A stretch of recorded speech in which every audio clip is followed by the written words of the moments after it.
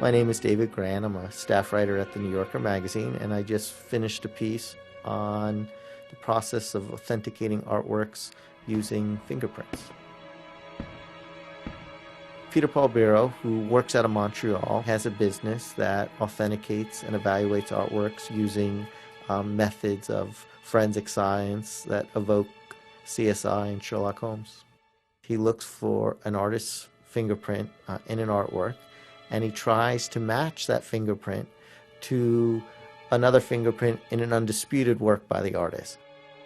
His father, Geza Biro, was a very talented and very skilled painter. He had a gallery and also a restoration business, and the two sons, Laszlo and Peter Paul Biro, grew up in that, and they started when they were very young as teenagers working in conservation and restoration with their father.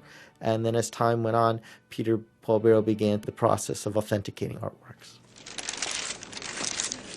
The Bella Principessa is a drawing that has been attributed to the hand of Leonardo da Vinci.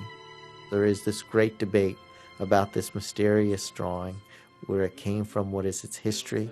And what's important to know is that there's a lot at stake in this, both in terms of money, we're talking about unbelievable amounts, but also in terms of our understanding of art and our history. In the case of the Bella Principessa, there was a fingerprint found, impressed into it. And you can see it looks almost like a smudge. Using various digital techniques of enhancements, he says he was able to eventually develop this print and find enough detail for a comparison.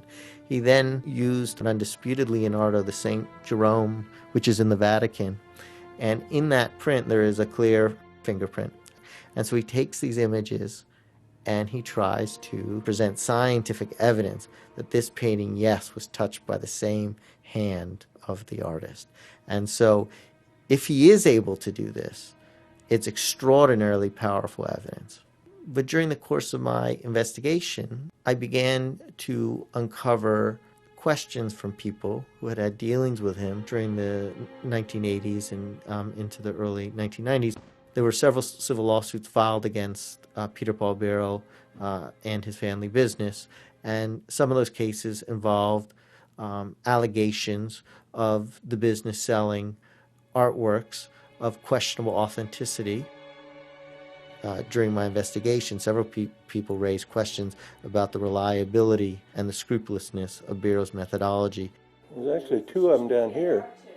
Pat Wertheim, who is one of the few experts in the world in forged and fabricated fingerprints, examined a painting that Biro had claimed was a Pollock painting. He determined that the way the fingerprints were impressed or put onto the back of this canvas, they had various irregularities.